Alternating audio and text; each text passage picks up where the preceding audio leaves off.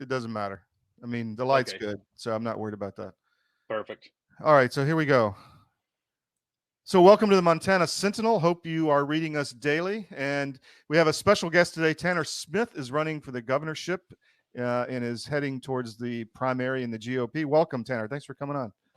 Thanks for having me, Todd. I've been looking forward to this interview. Thank you. Yeah, so have we. So, a lot to talk about. Tell me who you are and what people should know about your background and why you wanted to get in the race. Well, I'm a third generation Montanan. I was born and raised in Stevensville. I was active in student council every year, played in the state football and basketball championships. I won the John Philip Sousa Award for band, so I'm a band nerd for all the geeks out there. I was very active in high school, and then I never wanted to go to college. I always knew what I wanted to do, and that was excavate with my dad. So I Ah, graduated I graduated '93, and then moved up to Lakeside. So I worked alongside him, and for the last 30 years, now I have 5 kids, a beautiful wife, and I didn't have any interest in being in politics until they masked my kids. So I yeah. ran for the school board and won that, and then we got that reversed in about a month. And then things were clipping along great until they put a marijuana dispensary adjacent to my kids' school. Wow. So I called the governor, obviously, called my state rep, and to no avail, everybody just kind of shook their heads and said, well, it's just the way it is. So I ran for the state legislature, won that, and then, came into Helena. I was going to save the world, 6'3", 247 pounds of going to save the world, and I couldn't get anything done because there's only 38 of us that are, true conservatives, the 38 special we call ourselves. So Ah, I actually announced I was going to run for governor, about 2 weeks into this last session, because most of your viewers know that the rhinos in the middle vote with the Democrats on everything, and until we have a conservative governor, nothing's going to change. The dispensary issues, there's a lot of policy issues, and I'm the policy guy. so let's jump right into that. Who is your competition in this race? I'm racing against Greg Gianforte. He's the incumbent. Yeah, and I voted for him in 2020 just because I had to hold my nose and do it. I'm an Al Olszewski guy. Al's kids and I both went to St. Matt's together, so I'm a conservative of the Matt Rosendale, cut from that same cloth.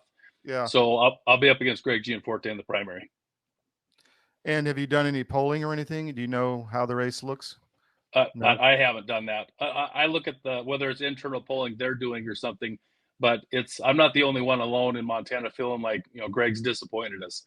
His poll numbers are like 37% approval rating, so everybody's waking up to what's going on, and we're living these bad policies that Greg has propagated and perpetrated on us.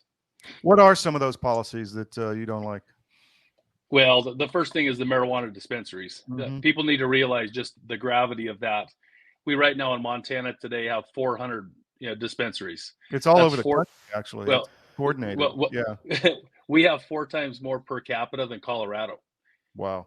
Colorado has 520. Washington State has 600, and we have 400 right now in Montana for 1 million people. That's why there's 4 times more per capita. It's saturated the market. And myself being a kid growing up in Stevensville, I was a Nancy Reagan. I'm a Rush baby. We grew up with just say no to drugs. Yeah. That's why it's it's a hard pill for me to swallow to go from just say no to drugs, no drugs at all, to the market is saturated. And we see it in every school. Well, It's a mess. you see it in every city across the country. You walk down the streets in New York, and it's ganja smell everywhere. Well, It's horrible. this is how bad it is, Todd. There was Yeah. a sandwich board on the sidewalk in Evergreen that said, if you've lost all hope, maybe try some dope. That was on a sandwich board on the sidewalk in Jeez. Kalispell. And that's not the message to send to our youth. There's 180,000 kids that couldn't vote that Greg didn't think about. Greg's a numbers Chamber of Commerce Republican, and they just looked at that $50 million revenue, and they're not policy people to see around corners like I can and say, no, here's why we don't do that. Yeah. Because we will, you guys keep your money. I would rather the money we make in revenue is nothing compared to the mental health, homelessness, and all the issues that increased substance abuse brings. Well, it definitely is a gateway drug. So there's a big lobby for it, though. I mean, like the libertarian lobby. I mean, even a lot of the Yeah, GOP is for it, right? it's terrible. Well, Yeah. that's because I put us in two separate pots. I'm a Uh-huh. policy conservative Republican. Then Mm-hmm. you have the Chamber of Commerce guys that are just for the money. And you can see the line in libertarian the same way. I've had very very robust debates, but I'm still very vehemently opposed to the libertarians because they just want anarchy. This isn't 1780 or 1776 where we all have the Bible and the Constitution. Everybody reads that stuff. Evil is around every corner, and bad actors will act badly whenever they can. And we see that with the drugs. For sure. So what other issues are really key to your campaign? Well, the property taxes, that's a huge one. Us conservatives, we have plans to fix that stuff. And we had plans, but we went into Helena and the cake was already baked. Greg, the Solutions Caucus, the Democrats, they already had that money spent. On 3 separate occasions, that surplus was never returned to the folks where it needs to go. His property tax rebate, that was just more buying votes, kind of wealth redistribution, taking income tax and giving that to property owners. Well, that forgets the middle class and the renters that aren't getting any money, but they pay that income tax in. And people need to think that renters aren't just 18 to 22-year-old kids now. They're people my age. Yeah. I've had buddies that sold their places for $2 million on that boom, and now they paid the big income tax because they still work, but they get nothing back. Alongside with the property tax, there's ways to fix that. We could go back to 2019 values, and then use acquisition pricing. Whatever you paid for your house is what you should be taxed. Just because your neighbor has a place. So we had plans to do that, but we couldn't get anything done. It's just they already had that money spent on 3 separate occasions. That's a big issue really across the country. Like in Georgia, I know we have a paper, and just speaking as a governor looking at this, I think the surplus in Georgia is up to like $16 billion now. And they still have a very high income tax rate. And Kemp came out and said, well, we'll reduce it a teeny bit every year and it'll take 72 years to go away. But, so they want that money. They want it. It's theft essentially, right? Yeah. Well, see, the crux of my argument is, but we're just squeezing everybody for their taxes they have. Yeah. Where we need to diversify that portfolio the way we did in the 80s and 90s. I have the charts from the Montana Tax Association. In the 80s and 90s, 60 to 65% of your schools were funded by your natural resources, your logging, your mining. But our current governor has bought into this climate change alarmism. So now we have no natural resources. And I will fight and push back on that stuff, using the governor's pardon. Our founding fathers gave the governor that power to pardon. So when we as legislators pass a bill like 971 with regards to the gas plant in Laurel, one judge steps in and has an injunction. Well, as governor, I'll say, no, you keep that gas plant open. Here's your governor's pardon. That's how we end around this rogue judiciary that we have. State laws I can pardon. In a perfect world, Trump would be our president, and then he can pre-pardon basically and pardon, federal laws. Yeah. So there's ways to beat these things. We just need to have the testicular fortitude to do it. And well, the other side's very good at using every little lever of power they have, and totally. Unfortunately, the for lack of a better word, the rhino side of the GOP is very good at not using those powers. Yeah. Well, follow the money. I saw it firsthand. When you're a freshman legislator going to Helena or Washington, D.C., the lobbyists already pre-program you for this idea of making sausage, where everybody's going to put our ideas in there. But there's certain things that us conservatives like me, we don't compromise on. We're going to have prime ribs straight through this thing because we're not letting some rotting fat get in there and make sausage out of our perfect, Montana that we have. And that's what we've seen. Literally, if the Democrats had a plan that 100 women were going to get raped, some Republicans would compromise and say, well, let's just 10 women getting raped is fine. It's like, no, 0. The number should be 0. We're not compromising on these things. Are you having a big immigration issue in Montana?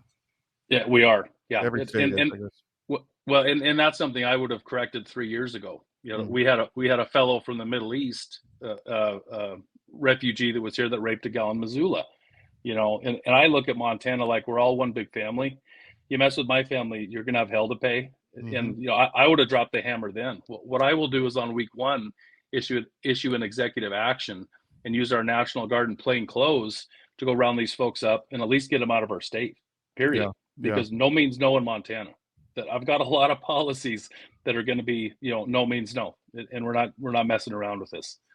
So what other issues are really top on your agenda? We've talked about, the property tax. What else? Well, this goes back to Greg and his bad policies. We have a water compact. here in the Flathead. So we've lost our water rights in Flathead and Lake counties to that top 10 feet of Flathead Lake, which is the most important part. That's where you want to swim, is on that top inch. So our farmers, our ranchers are losing that water. And Greg was all for it. He stood up there with Shelley Fayant from the CSKT tribe, and touted how good this was. Well, we're seeing how bad actors do bad things. And this isn't a Native American thing. This is a tribal government thing. But these are dangerous policies that are driving wedges, for things that have worked for 150 years. And now we're upending everything. Everything's inverted backwards. What's right is now wrong. And we're supposed to go along with it. The water rights, that's a big thing. And that's going to happen statewide with all your reservations. The camel's nose is in the tent. We also have the parental rights. I'm sure you've heard about that Colstead case. Yes. Yeah. And this goes back to, there was 27 was the number I last heard of good legislation that Greg vetoed. House Bill 37 that passed by like 140 to 10. He vetoed that. And that would have put one more set of eyes on a CPS custody case. So what Republican doesn't want transparency? He vetoed that. I can go down the list. There's House Bill 797, where we just simply wanted to know, when it comes to the tribes, where's this money going?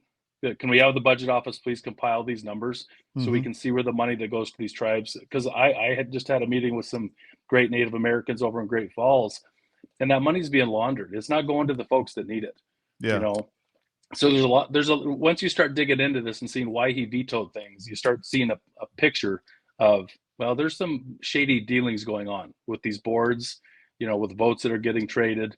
It's just, it's not transparent. It's not on the up and up. Wow. So I'll leave it at, yeah. So Montana seems to be targeted. I mean, there are certain states like Colorado and others that are really getting the impact of a lot of the globalist policies and agenda.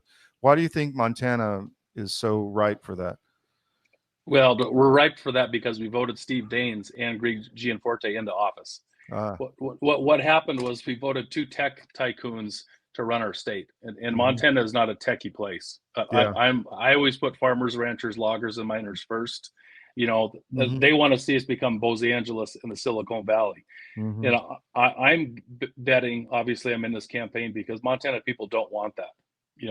They've already got in the works, working with the CSKT tribal government to build a data center in Polson. Okay. Wow. And in my world, that's putting computers ahead of people, because that data center will take 1.5 million gallons of water every day to cool. Okay. Because you got to cool the computers. That's water that the farmers and ranchers need. You can't just discharge it into the Flathead River there because it's too hot. That messes up the fish biology downstream. It's going to take 25% of the electricity away from Kerr Dam. That's right off the top. So there's just bad policies and things that we don't do. We can have the tech, but you build your own nuclear plant. It can't be at a net loss for the Montanans that are already here. And they fail to see that. They fail to see that logic. Or they don't want to admit it, one of the two. Well, they're making money. Yeah. It's millions and billions of dollars, where I would rather have everybody in Montana be healthy, happy, and strong.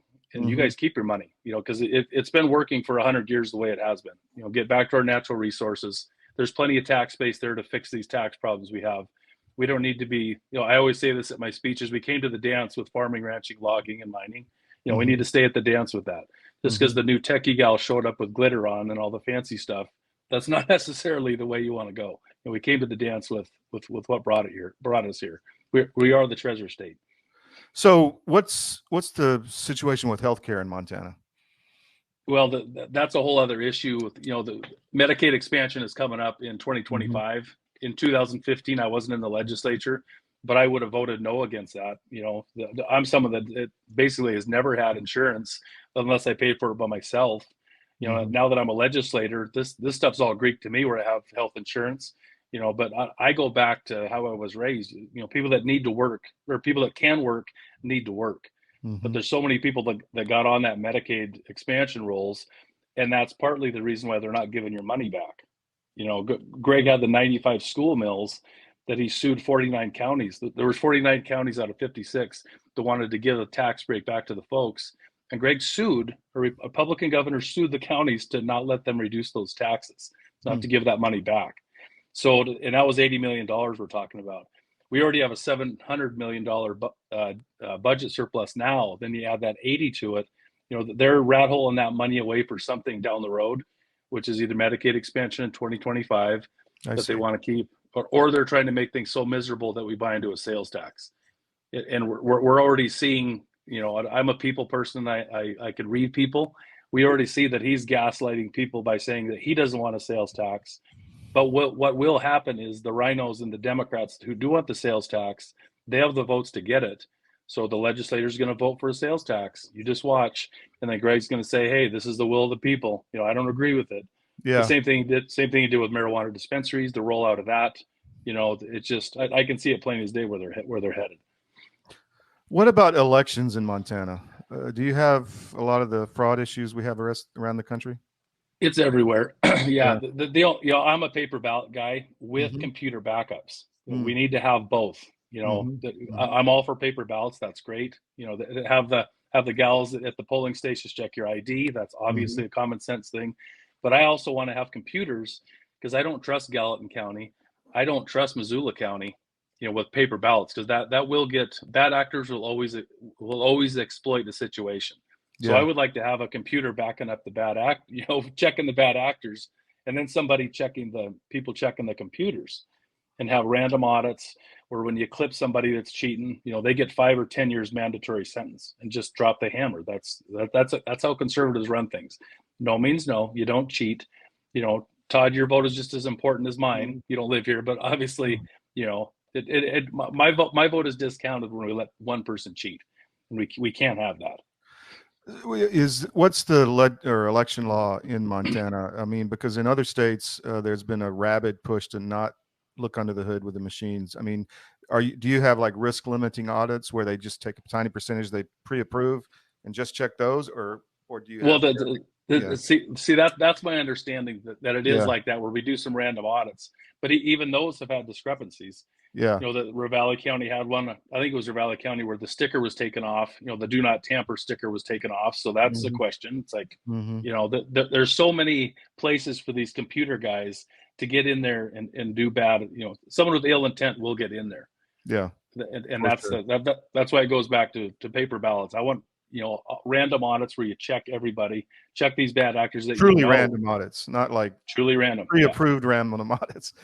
Well, and what's good for the goose is good for the gander. The ladies down here in Lakeside Summers, they run a tight ship. They even make me, who's running for office, show them my ID when I've done the digging for them on their houses, 30 years ago. And that everybody needs to be held to that same high account. Yeah. What about President Trump? How is he supported in Montana? What do you think? Well, you go back through my Facebook feed. I was the Trump guy back when being Trump wasn't cool. Minute he walked down, the minute he came down the escalator, I was all on board with Donald Trump. He's been the best thing for Montana. He really made a bad political move in supporting Steve Daines. I was going to ask about that. Yeah. Well, people in Montana do not like Steve Daines, just policy-wise. He's part of Greg. He's part of that tech stuff. Yeah, Steve Daines is bad for Montana, just like Greg Gianforte is. They're techie guys that don't have the same interest as those of us that were born and raised here for generations. My biggest rub with Daines is he was on board with Tester for that SAFE Act, which is, from a policy guy like myself, that's bad policy to legitimize marijuana businesses, letting them use the FDIC in our federal banks. I would like to see us in the next 10, 20 years or 8 years of me as governor to try to get people off of drugs, because his history repeats going back, to biblical times. The more people use, the more people abuse, and the more people we will lose. We need to change. We need to change the way we think.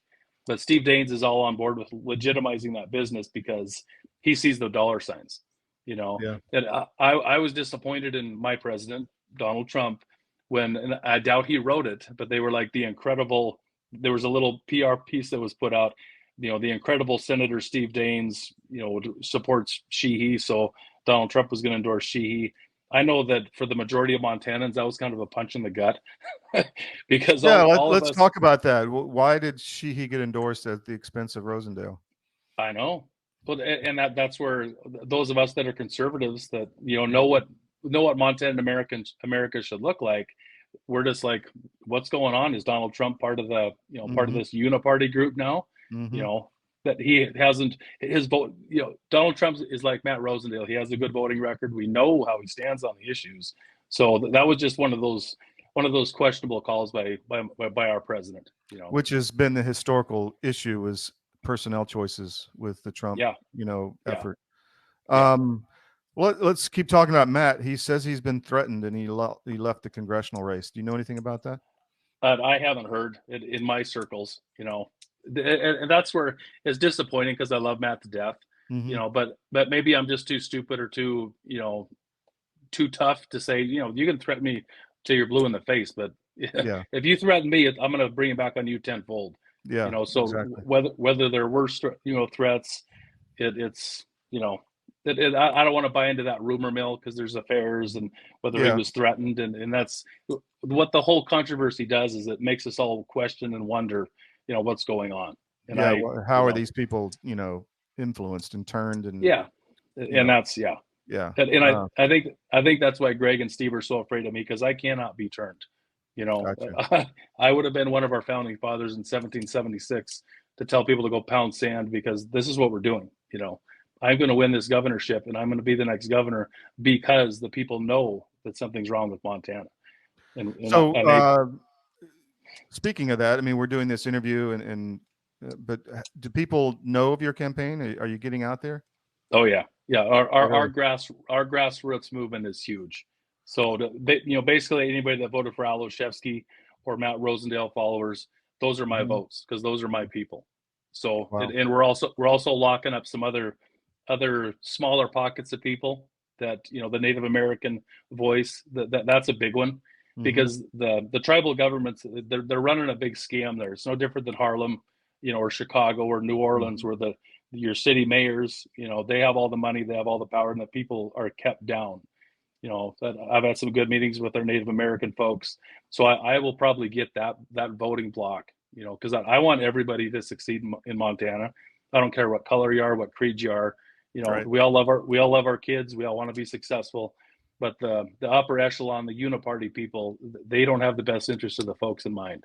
So I will get all those votes. It's just a matter of me getting that message out because everybody I speak with, I resonate with them.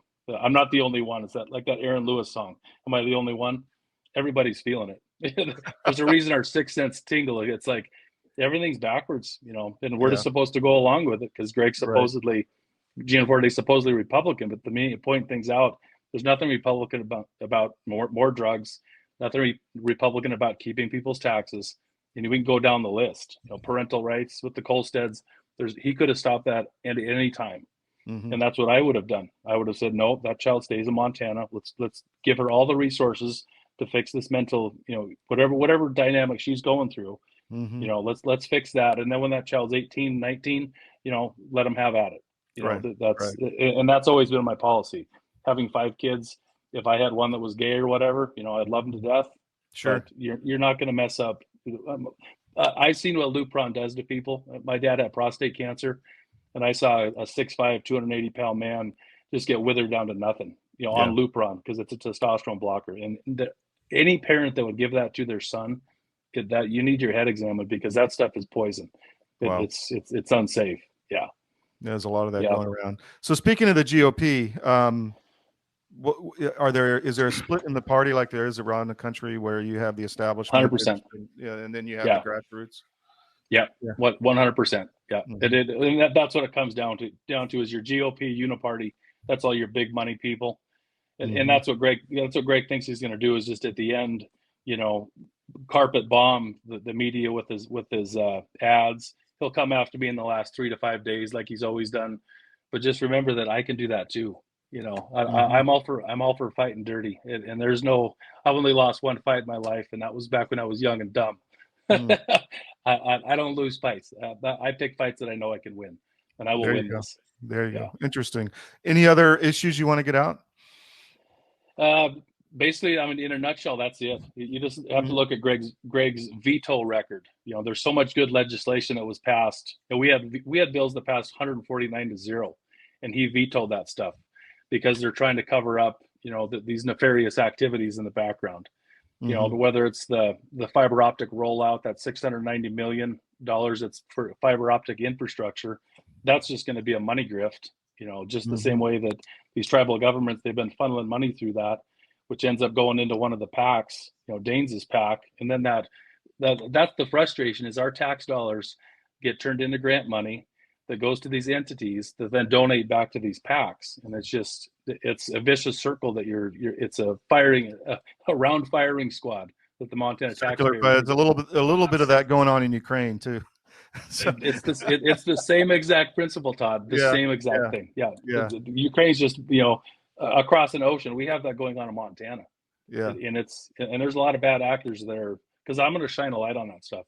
Just be honest, folks. You know, transparency. That's what the people want. That's what Right. I'm not. I'm not a politician. I'm just like you. I'm a normal person that just wants transparency, accountability. You know, Mm-hmm. there's so much money that's wasted. It's unreal. Or Yeah, grifted or grifted. laundered. Yeah, Yeah. yeah, yeah. So how do people help your campaign? What do you need? If people just go to tannerformontana.com. Mm-hmm. That's a good place. Jim Riley, my great campaign manager, he's got all the places to donate there. You can donate up to $1,000. Obviously, we need money. Money's, Mm-hmm. you know, like I say on the stump, you know, I'm going up against a billionaire. He has the money, but I have the message. So Mm-hmm. we don't need that much to get the message out, but whatever. Yeah, Jim Riley, my great campaign manager, go reach out to him. He has all the venues where you can donate. You'll give Mm-hmm. up to $1,000, but if you have 5 or 10 or 20, it all helps. It really does. So I basically self-funded this thing for the most part. I've got, I don't know, 20, 30,000 of private donations, but obviously the more money helps. You know, we're going to Sure. hit Facebook hard these next couple months. Using you, Todd, thank you. I Mm-hmm. appreciate this. Mm-hmm. You know, we'll get the word out there, and it's just a matter of getting the message in everybody's head and planting that seed, and then we'll sow that on June 4th, guaranteed, 100%. So yeah, you're right. As a businessman, you're efficient. These people are just laundering and wasting money the other side, but you just need enough to get what you need done. You don't need Yep. gazillions. You just need that certain amount. Yeah. Yeah. Yeah. Gotcha. And that's what we're doing, is targeted, you know, and my saving grace is I've been born and raised in the state. Mm-hmm. You know, between playing football, basketball, the connections I made through work, I Mm-hmm. have pockets of friends all over the state that are behind the scenes working, you know, whether Mm-hmm. it's the farmers and ranchers, you know, there's a lot of folks that look at Greg and go, something's off, Yeah. you know, Yeah. and and those are the voters. So people need to remember that we just need the primary voters. And in Gotcha. Montana, in the primary election, the conservatives are still the majority in the primary. Hmm. You know, it's when you get into the general, then you get the crossovers, the rhinos that start diluting the vote. So Right. to win a primary, you can still be solid rock conservative like me. Yeah. What was the website one more time, Tanner? It's tannerformontana.com. FOR is spelled out. Tanner, Okay. FOR, montana.com. Thank you very much. We'll do this again down the road as the race develops. You betcha. Thank you, Todd. I All right. appreciate the time. Take care. Bye-bye.